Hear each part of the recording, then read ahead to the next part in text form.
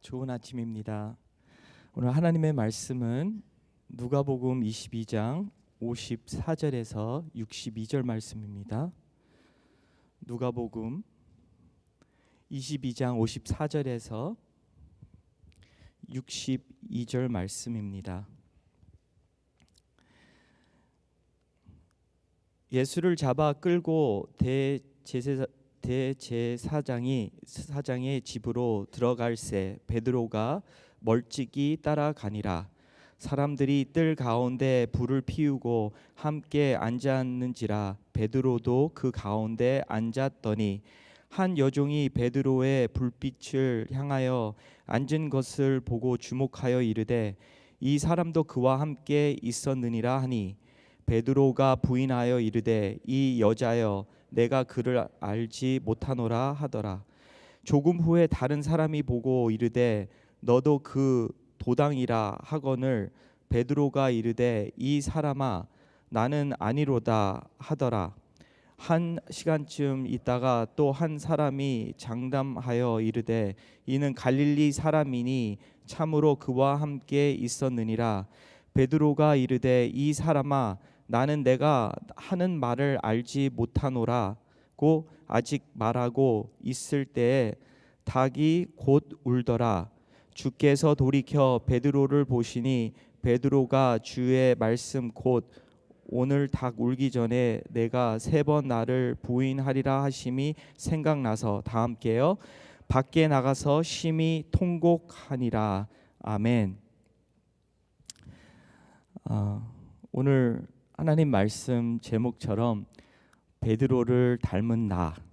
그래서 오늘 말씀을 보면서 참 저의 모습을 보게 되어서 큰 위로를 받았습니다. 뭐 어떨 때는 이런 모습을 보면서 아니면 저의 모습 이렇게 계속해서 죄를 짓는 모습을 통해서 실은 낙심할 때가 더 많습니다. 좌절할 때가 많습니다. 내가 나 같은 정말 나 같은 그리스도인을 하나님이 받아주실까? 아니면은 정말 하나님께서 나는 정말 하나님 이 세상 끝난 다음에 천국에 갈 수 있을까? 뭐 그런 생각도 할 때가 있고 참 부정적인 생각을 많이 할 때가 있습니다. 근데 오늘 베드로의 모습을 보면서도 참 이렇게 3번이나 예수님을 부인하게 되는 모습을 보게 되는데 참 그것을 보면서 1등가는 그 베드로가 하면은 12 제자들 중에 그래도 그 중에 리더로서 그렇게 이렇게 세운 자였고 예수님이 부르셨고, 그리고 예수님이 사람들이 나를 뭐라고 하느냐 할 때 너는 나를 뭐라고 하느냐 할 때 너무나도 정확하게 대답을 하셨어요. 예수님은 살아계신 하나님의 아들이십니다. 근데 그런 옳은 대답을 하고 그리고 여러 면으로 이렇게 참 본이 되는 그러한 제자였습니다. 그리고 또 자신 있게 말하는 제자였죠. 예수님, 다른 사람은 다 예수님을 떠나가더라도 저는 예수님을 끝까지, 예수님이 오게 가시면 저도 함께 오게 갈 거고 예수님이 죽으시면 나도 죽을 겁니다. 그 자리에 함께 있을 겁니다 하는 그러한 그 self confidence, 그러니까 완전히 그 본인의 그러한 확신이 있었어요. 그러니까 근데 그런 것들이 갖추어진 베드로였지만 오늘 이렇게 이러한 환경, 그 환경, 어떠한 그러한 예수님이 끌려가셔서 이제 아주 그렇게 베드로한테는 크게 보였던 거죠.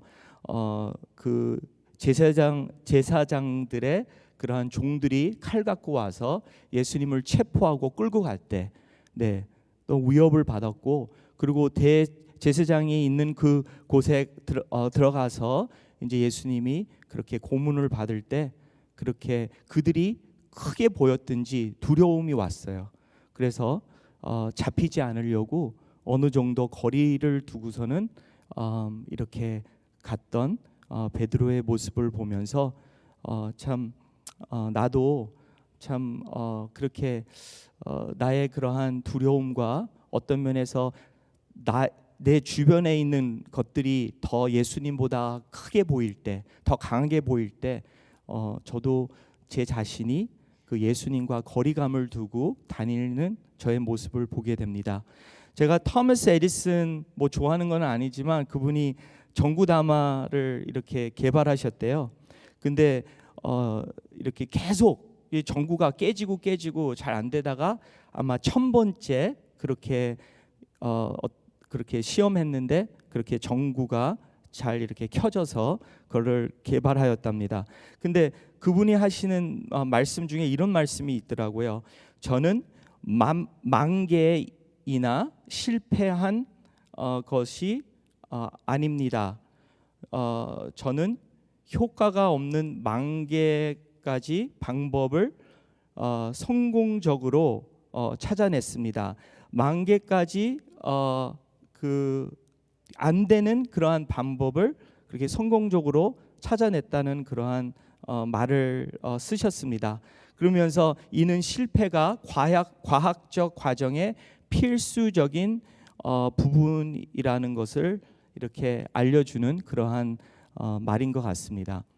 그래서 저도 차 사고를 몇 번 낸 적이 있는데 그러한 작은 차 사고를 통해서 제 아버님이 말씀하시는 게 작은 사고를 통해서 큰 사고를 이렇게 좀 피할 수 있다. 뭐 그런 말씀을 하셨어요.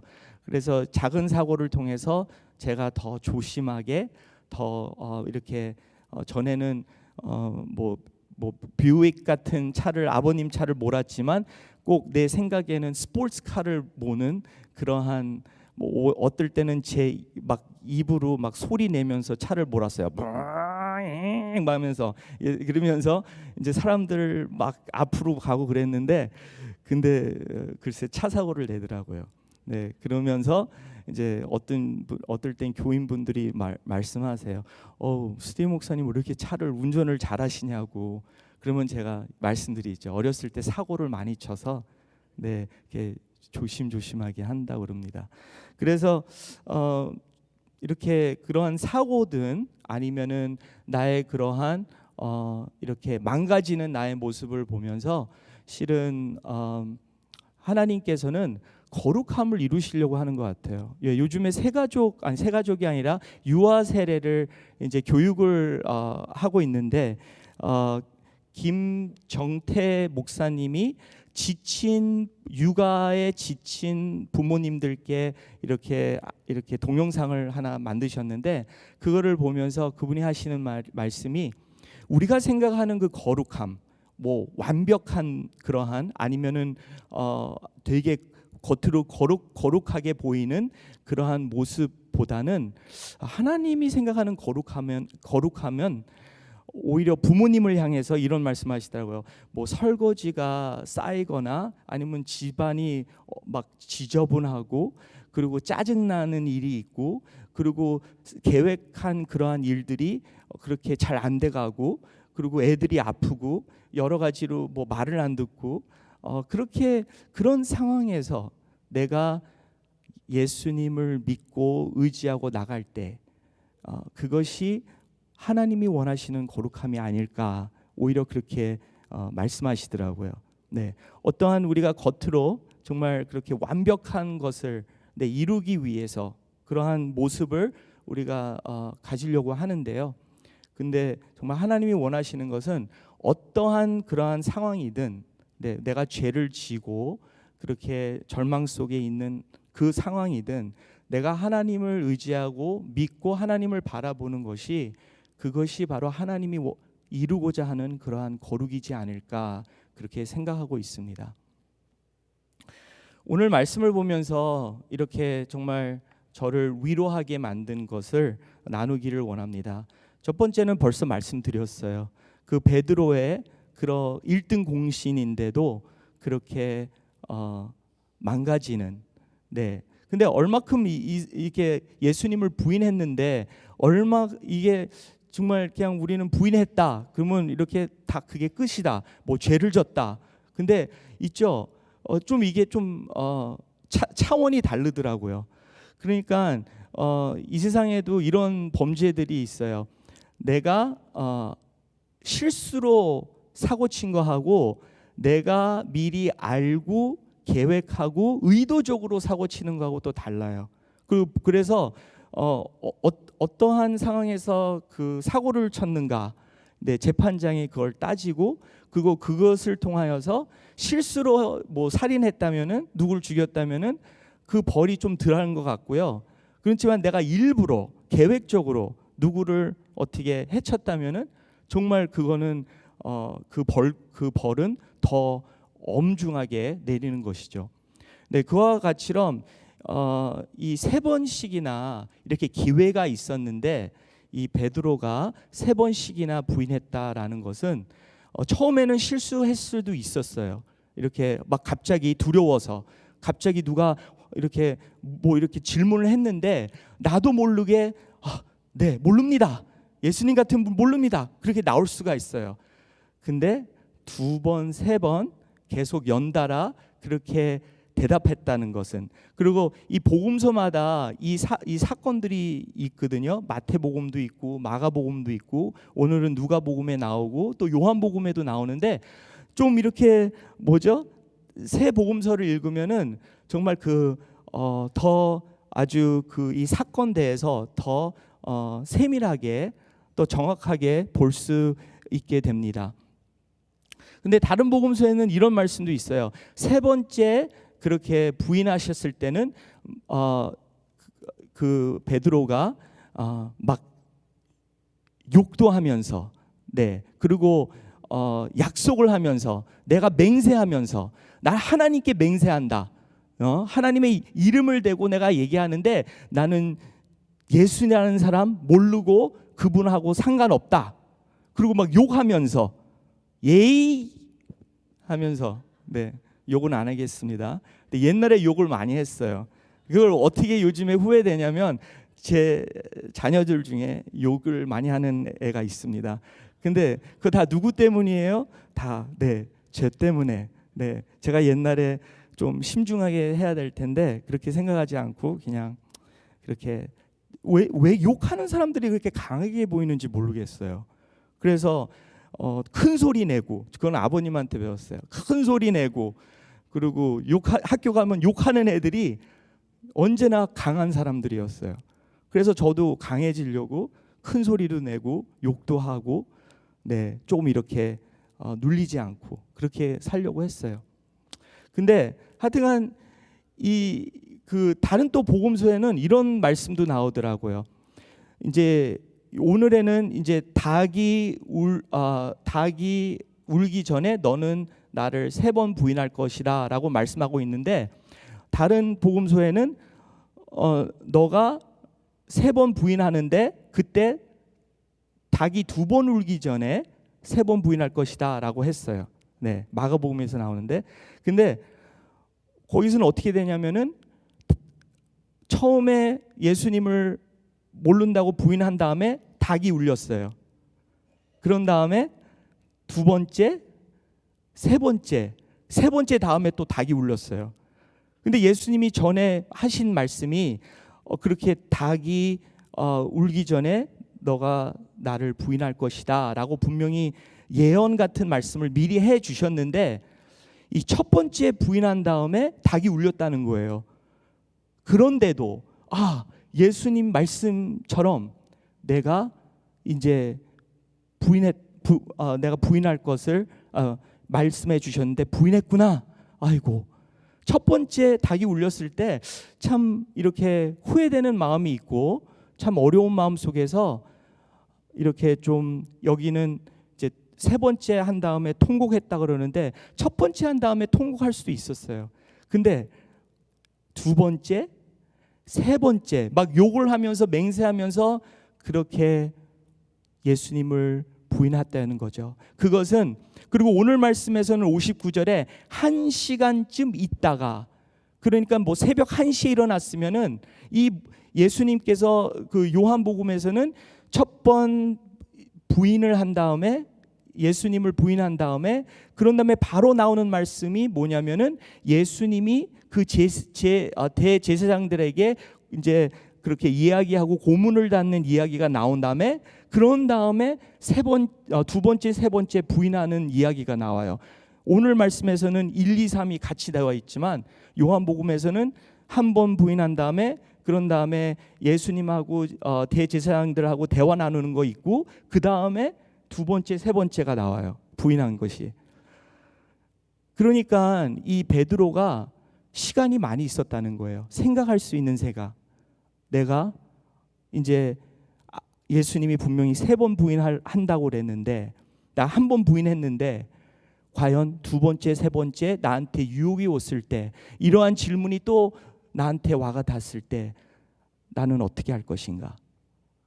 근데 어떤 생각을 했는지 몰라도 두 번째, 세 번째도 부인해 버렸어요. 그런 적 있으십니까? 제가 정말 나는 다시는 이런 죄 짓지 않겠다. 그러면서 하나님께 매달리고 통곡하고 했는데도 그렇지만 그런 사건, 그런 상황이 다시 왔을 때 또 내가 죄를 범하는 그러한 일이 있은 적 있으십니까? 저는 그런 게 너무 많아요. 제 자신이 너무나 실망스러워요. 내가 분명히 하나님께 다짐하고 하나님이 누구신가를 알고 내가 누구인가를 아는데도 그런데 또 그런 상황이 있을 때 또 죄짓더라고요. 그런 것만이 아니라 어떨 때는 이렇게 생각도 할 때가 있어요. 그냥 뭐 하나님이 용서해 주실 거 그냥 어떻게 할 수 없다. 우선은 그 상황에서 내가 살기 위해서, 그 상황에서 내가 행복하기 위해서, 그 상황에서 내가 다치지 않고 내가 더 나은 삶을 살기 위해서 나는 이것을 해야 되겠다. 그런 생각하면서 또 살을 때가 있어요. 그러면서 참 이게 3번이나 죄졌다는 것은 하나님도 삼위일체 하나님이시지 삼위일체 하나님이시죠. 네, 성부, 성자, 성령 완전한 것입니다. 정말 3번이나 부인했다는 것은 아주 완전하게 그러니까 완벽하게 무너졌다는 거예요. 그게 바로 우리의 그러한 죄인으로서 정확하게 볼 수 있는 우리의 그겁니다. 우리 교회 생활, 신앙 생활 오래 했다고 해서 이것이 그냥 이런 것을 가볍게 여기면 안 되겠죠. 네, 우리는 정말 이렇게 완벽하게 죄인이고 죄를 지을 수뿐이 없는 그러한 인간들입니다. 그런데 이 오늘 말씀은 아까도 말씀드렸지만 이렇게 좌절적인 말씀이 아니라 이런 베드로, 예수님이 벌써 미리 아시고 이런 베드로를 정말 사랑해 주시고 또 이런 베드로를 회복시키는 회복의 메시지가 담긴 것입니다. 오늘 말씀을 보면서 저에게 또 큰 은혜를 주었던 거는 여기 닭이 나오는데, 저는 어렸을 때 애들이 약 올렸는데 You're chicken, 너는 닭이다 그렇게 부를 때가 있어요. 왜 그런 별명이 뭐냐면은 나는 겁쟁이라는 거예요. 그래서 애들이 막 같이 죄짓자 하면은 난 싫다 그러면은 You're chicken, 너는 닭이다. 우리 서로에게 얘기해 볼까요? 당신은 닭입니다. 당신은 닭입니다. 네. 왜 그러냐면 베드로는 치킨이었어요. 그래서 두려움이 왔을 때 그는 그 두려움, 자기 목숨이 더 귀하게 보이든가 해서 그냥 거짓말을 계속하고 예수님을 부인했던 것이죠. 근데 성경에는 그런 말씀도 나오죠. 우리는 독수리같이 날아야 된다. 그래서 독수리하고 치킨하고 되게 차이가 있는데 오늘 말씀에서는 닭이 그렇게 좋게 보였어요. 닭이 우니까 그제서야 이 베드로가 예수님 하신 말씀을 생각하게 됐어요. 그 말씀 안에는 이런 말씀이 있어요. 사탄이 너를 유혹할 것이다. 근데 나는 너를 위해서 기도할 것이다. 그래서 내가 죽을 건데 살아나서 너를 그 갈릴리 호수에서 너를 만날 것이다. 그러니까 너가 다시 회복하고 그런 다음에 너의 형제들을 이렇게 넘어지지 않도록 그렇게 일을 하라고 그렇게 말씀하십니다. 그러면서 내가 너를 위해서 기도하겠다. 닭이 이렇게 짖음으로써 꼬꼬대요 하면서, 닭이 언제 짖습니까? 새벽 4시, 5시?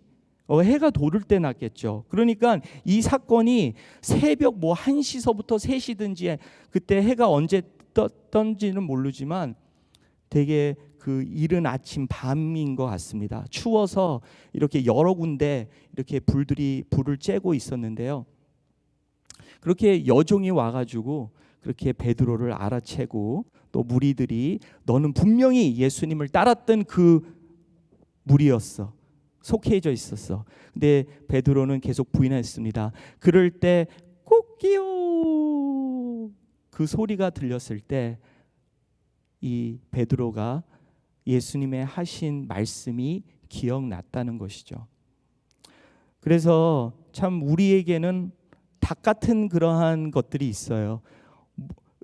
하나님의 말씀 구약에도 나오고 신약에도 나오고 계속 하신 말씀이 깨어 있으라, 깨어 있어서 기도하라, 깨어 있어라.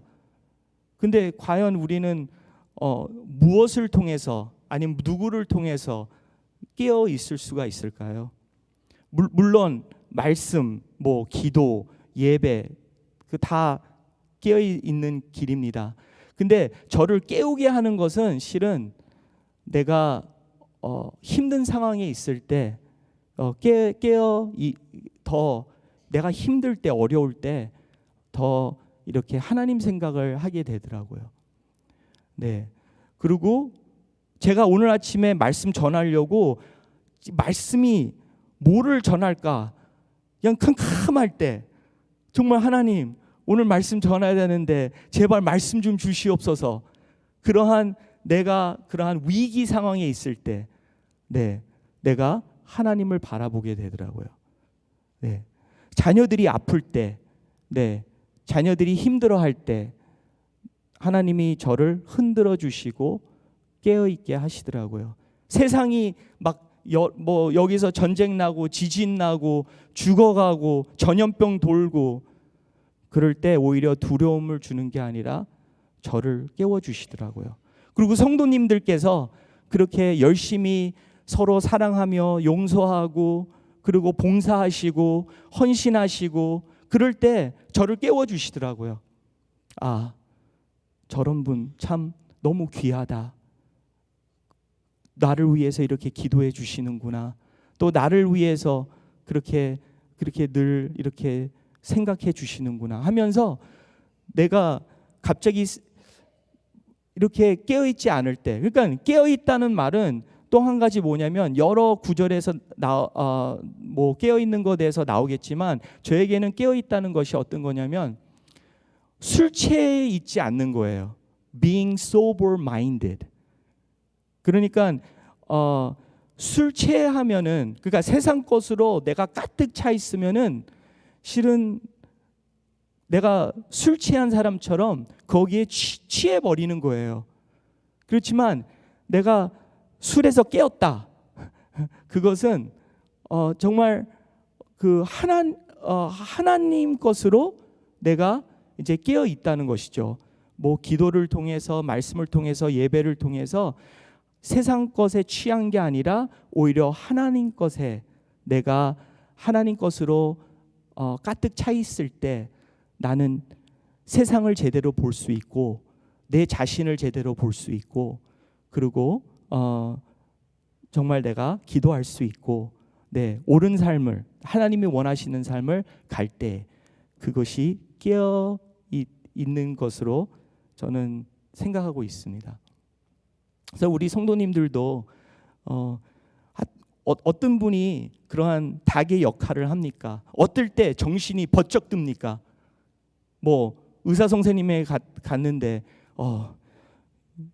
병이 있네요. 그때 깨어납니까? 아니면 사업이 잘 안 될 때 그때 깨어납니까? 저는 그 닭 같은 존재를 너무나도 감사히 여깁니다. 닭이 없었다면은 정말 내가 예수님이 하신 그 말씀, 그거를 계속 그걸 기억할 수 있을까요? 저는 그러한 닭 같은 그러한 존재를 저도 닭이 되고 싶어요. 저 때문에 제 자녀들이 깨어 있기를 바랍니다. 저 때문에 우리 교우님들이 저렇게 김창윤 목사님 보니까 저런 닭처럼 저렇게 난리 법성한다. 예수님 하신 말씀 들어야지, 기억나야지 하면서 이제 예수님께로 돌아오는 것이죠.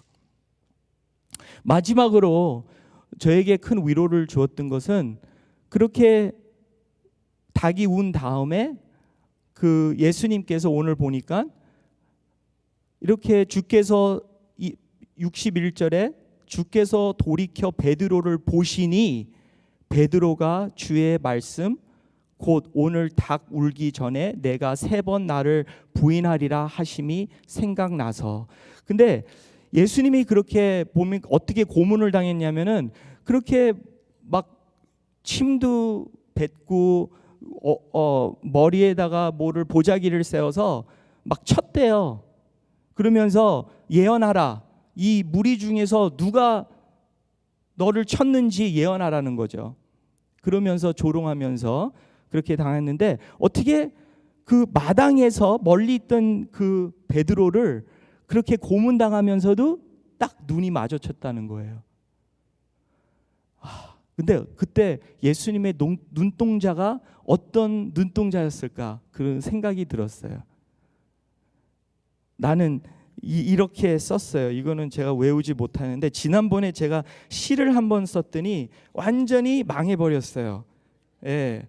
그래서 시를 이제 안 쓰기로 했는데 그래도 제 생각에 생각을 담아서 제가 이 말씀을 이런 말씀을 하셨을 것 같아요.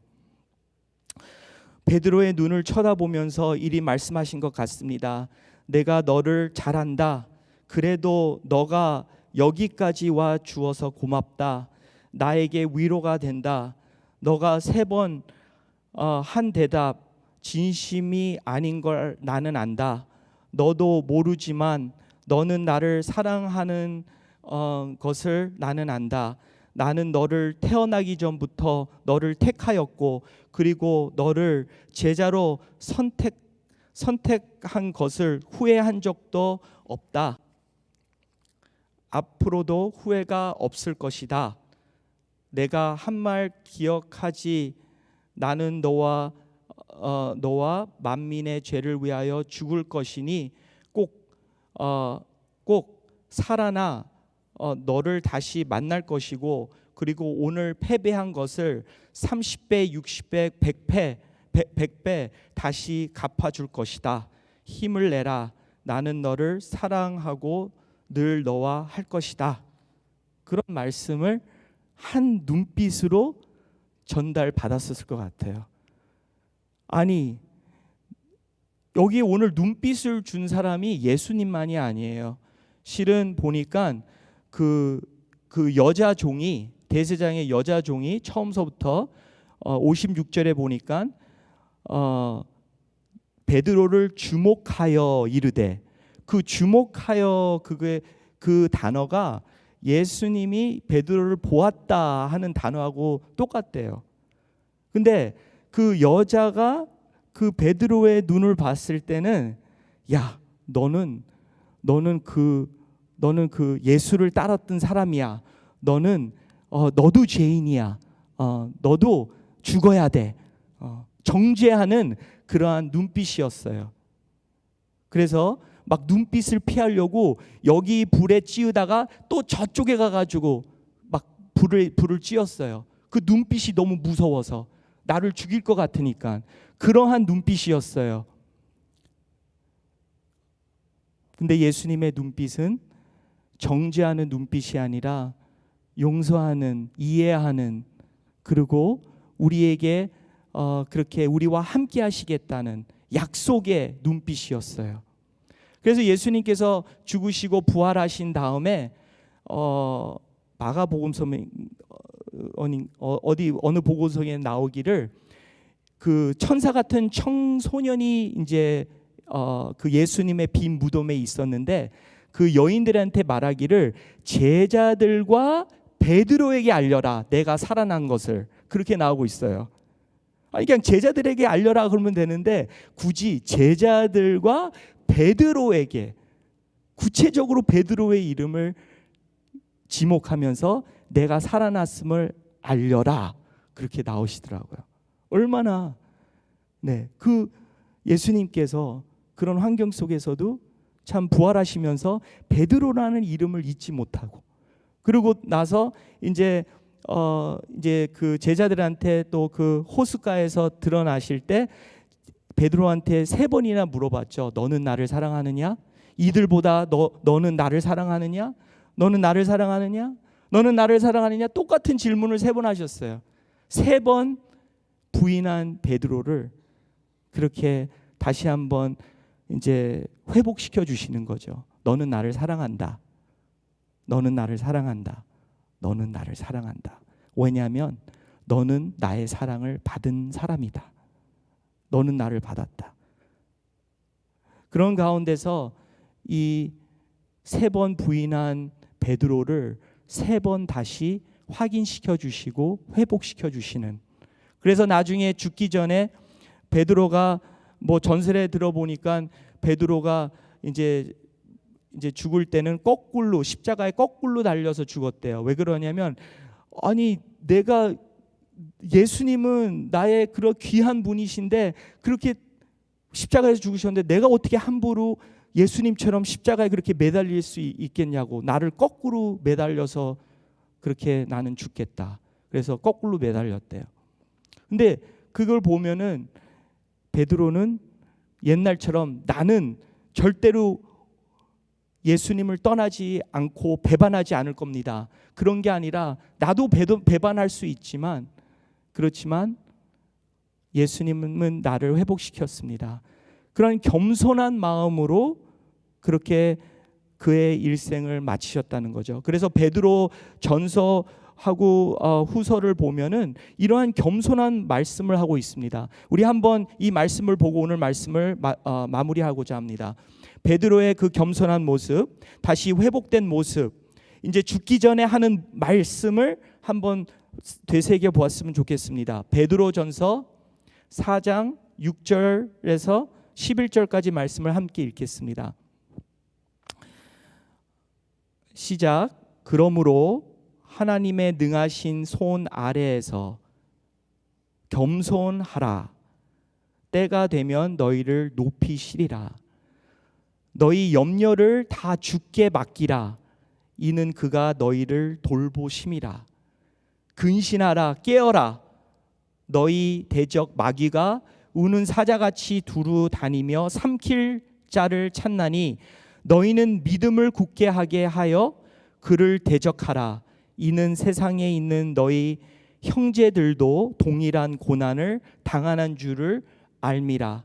모든 은혜의 하나님 곧 그리스도 안에서 너희를 부르사 자기의 영원한 영광에 들어가게 하신 이가 잠깐 고난을 당한 너희를 친히 온전하게 하시며 굳건하게 하시며 강하게 하시며 터를 견고하게 하시리라. 네, 아멘. 그것이 바로 베드로가 죽기 전에 그 교회들을 위한, 교인 그 성도님들을 위한 그러한 말씀이었습니다. 되게 겸손한, 전의 모습과 달리 그 베드로의 모습을 보면서 참 그렇게 우리를 포기하지 않고 끝까지 책임져 주시는 예수님, 그 예수님을 우리가 이제 종려 주일이 되고 요번에 이제 성찬식을 할 텐데 정말 이것을 맞이하면서 먼저 우리가 죄인이라는 것, 어떤 죄인? 그냥 모르고 실수로 죄 짓는 것도 있지만 우리는 계획적으로 아주 완벽하게 네, 의도적으로 완벽한 죄인들입니다. 한번 우리 찬양 한번 하고 그리고 기도하는 시간 갖겠습니다.